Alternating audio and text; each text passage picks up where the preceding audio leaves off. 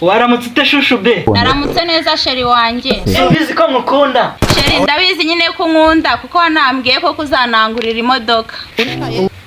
Sheri wanjye nzayikugurira. Sheri urabizi yuko nkunda akajwi kawe. Neza iri kumvugisha mba numva wakomeza ukavuga. Ijwi neza wagira ngo ni rya Mariya nyina wa Yezu nubwo nari ndi icyo gihe.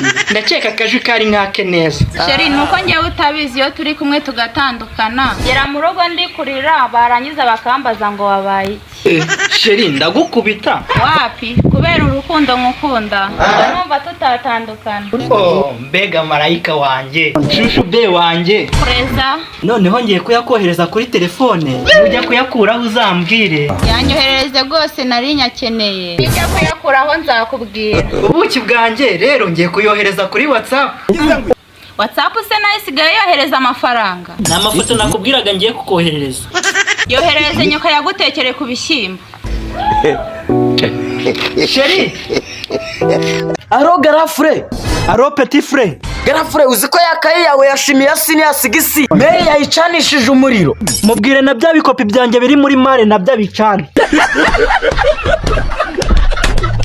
Ubu se ndi gukora ikiyeda aruko nicaranye ibikopi biriho amanota 90 muri mare.